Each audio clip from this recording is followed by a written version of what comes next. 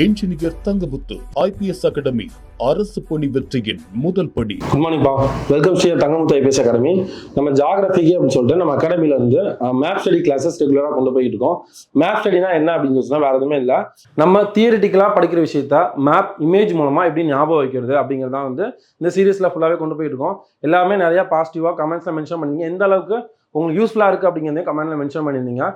அதே மாதிரி ஃபர்தராக ஃபர்ஸ்ட் மேப்லேருந்து கண்டினியூ பண்ணுங்கள். இதான் ஃபஸ்ட்டாக பார்க்குறேன் அப்படின்னாலும், எந்த மேப்பை நீங்கள் ஸ்டார்ட் பண்ணீங்க அப்படின்னாலும் ஃபர்ஸ்ட் மேப் ஆரிஜின்லேருந்து கொண்டு வரும்போது நமக்கு ஒரு ஆர்டர் கிடைக்கும். எந்த மாதிரி ஜாகிரபினா என்ன, அதில் எப்படி படிக்கணும் அப்படிங்கிற ஒரு ஐடியா கிடைக்கும். நம்ம கவர் பண்ணுறது சிலபஸ் பேஸில் தான் கவர் பண்ணுறோம். அதே மாதிரி நம்ம தங்கமுத்து ஐபிஎஸ் அகாடமியில் 1 இயருக்கான மேக்ஸ் பேட்ச் அண்ட் 1 இயருக்கான ஜிஎஸ் பேட்ச் கண்டக்ட் பண்ணுறாங்க. அதுக்கான டீட்டெயில்ஸ் வேணும் அப்படின்னா 7358262743 அண்ட் 9363324765 அப்படிங்கிற நம்பர் கான்டாக்ட் பண்ணுங்க.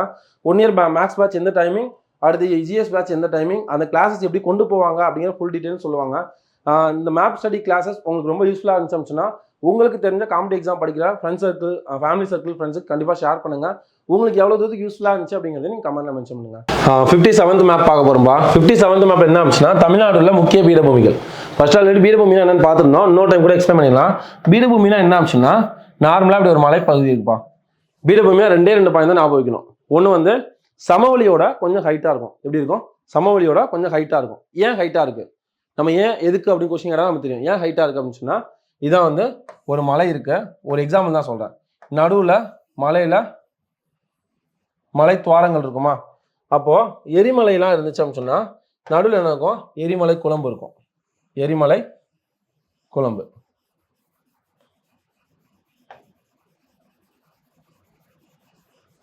எரிமலை குழம்பு இருக்குமா? அப்போ என்ன ஆகும்ச்சுன்னா, இது நார்மல் சமவெளியாக இப்போ இருக்குது. இங்கே வந்து காடு இருக்குது, விலங்குகள்லாம் இருக்கும், எல்லாமே இருக்குமா. அப்போ என்ன ஆகும்? எரிமலை குழம்பு வெடிச்சு இது வழியாக செட்டில் ஆகுமா? இது வழியாக செட்டில் ஆக ஆரம்பிக்கும். செட்டில் ஆச்சோம்னா எரிமலை குழம்புனா ரொம்ப ஹீட்டாக இருக்கும். அப்போ அந்த மரம், செடி, கொடி, விலங்கு எல்லாம் ஆகும், அதில் மறித்து அதில் போய் மக்கிரும். சரியா? அப்போ நார்மல் சமவெளி இங்கே இருக்குது, இதோட என்ன இருக்குது? ஹைட் அதிகமாக இருக்குது. அப்போ பீடபூமினா என்ன? நார்மல் சமவெளியில் ஹைட் அதிகமாக இருக்குமா. இப்படி எரிமலை குழம்பு இருக்கு. இது கொஞ்ச நாளுக்கு அப்புறம் சுற்றி என்விரான்மெண்ட் என்ன ஆகும்? நார்மலாக செட்டில் ஆக ஆரம்பிச்சிடும். உணர்ந்து ட்ரை ஆகி இந்த மாதிரி செட்டில் ஆக ஆரம்பிச்சிடுமா. அப்போ இதுக்குள்ள மறிச்ச மரங்கள், அப்புறம் செடி, கொடி இதெல்லாம் என்ன ஆகும்? 100 ஆண்டுகளுக்கு மேலே போச்சு அப்படின்னா அது கறிக்கட்டியாக மாற ஆரம்பிக்கும். அந்த கறிக்கட்டி நிலக்கரியாக மாற ஆரம்பிக்கும். நீரம், தங்கம், கோல்டு அந்த மாதிரி அந்த ஃபுல்லாக மாற ஆரம்பிக்கும். அப்படிதான் வந்து கனிம வளங்கள் வந்து அதிகமாகுது. ஓகேவா? அதான் வந்து எப்பயுமே பீடபூமிகளில் கனிம வளங்கள் அதிகமாக காணப்படுதுன்னு சொல்றாங்க. ஓகேவா? பீடபூமினா 2 தான். ஒன்று வந்து சமவெளியோட ஹைட் அதிகமாக இருக்கும்.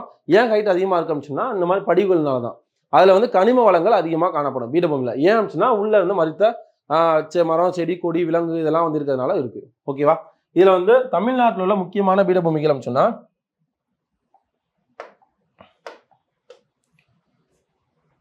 பாரமகால் பீடபூமி.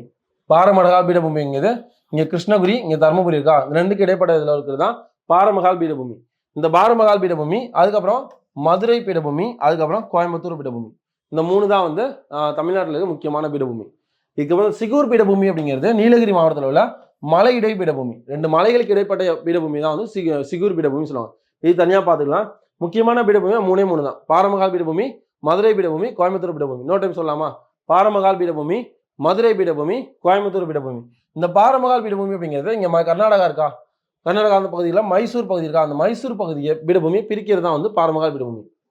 மைசூர் பீடபூமியிலேருந்து பிரிக்கிறது, தமிழ்நாட்டை பிரிக்கிறது தான் வந்து பாரமகால் பீடபூமி சொல்லுவாங்க. அவ்வளோதான். மதுரை பீடபூமி அப்படின்னா மேற்கு தொடர்ச்சி மலையோட அடிவாரத்தில் இருக்குது, அதான் மதுரை பீடபூமி. அதுக்கடுத்து வைகை, தாமிரபரணி அந்த ஆறுகள்லாம் வந்து அந்த படிவில் பதிவாகுது. கோயம்புத்தூர் பீடபூமி அப்படிங்கிறது இங்கே மைசூர் பீடபூமி இருக்குது, அதுல இருந்து மோயர் ஆறு அப்படிங்கிறதா வந்து கோயம்புத்தூர் பீடபூமி பிரிக்குது. இது ரொம்ப இம்பார்ட்டன்டான கொஸ்டின். மைசூர் பீடபூமியில இருந்து கோயம்புத்தூர் பீடபூமியை பிரிக்கிற ஆறு எதுன்னு கேட்கலாம். என்ன ஆறு? மோயர் ஆறு அப்படிங்கிறது. ஓகேவா? இதுல என்னென்ன ஆறுகள்லாம் ஓடுது அப்படின்னா, பவானி, நொய்யல், அமராவதி இந்த ஆறுகள்லாம் ஓடுது. என்னென்ன ஆறு?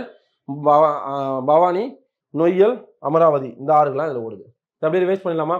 தமிழ்நாட்டில் முக்கியமான பீடபூமி பாரமகால் பீடபூமி, மதுரை பீடபூமி, கோயம்புத்தூர் பீடபூமி. சிகூர் பீடபூமி அப்படிங்கிறது நீலகிரி மாவட்டத்தில் இருக்கிற மலையிடை பீடபூமின்னு சொல்லுவாங்க. முடிஞ்சா? பாரமகால் பீடபூமி அப்படிங்கிறது மைசூர் பீடபூமியோட ஒரு பகுதி, அவ்வளவுதான். மதுரை பீடபூமி அப்படிங்கிறது மேற்கு தொடர்ச்சி மலை அடிவாரத்தில் இருக்கு, இல்ல வைகை, தாமிரபரணி இந்த ஆறுகள்லாம் போகுது. கோயம்புத்தூர் பீடபூமி அப்படிங்கிறது மைசூர் பீடபூமியிலிருந்து கோயம்புத்தூர் பீடபூமியை பிரிக்கிற ஆறு எது அப்படின்னா மோயர் ஆறு. அது இம்பார்ட்டன்டானது. இதில் என்னென்ன ஆறுகள்லாம் போகுதுன்னா பவானி, நொய்யல், அமராவதி, இந்த ஆறுகள்லாம் போகுது. ஓகேப்பா, இந்த மேப் யூஸ்ஃபுல்லாக இருந்து நம்புறேன். கண்டிப்பாக எந்த அளவுக்கு யூஸ்ஃபுல்லாக இருந்துச்சு அப்படிங்கிறத கமெண்ட்ல மென்ஷன் பண்ணுங்க. உங்கள் காம்படிட்டிவ் எக்ஸாம் படிக்கிற உங்கள் ஃபேமிலி அண்ட் ஃப்ரெண்ட்ஸுக்கு கண்டிப்பாக ஷேர் பண்ணுங்க. ஆல் தி வெரி பெஸ்ட்ப்பா. தேங்க்யூ.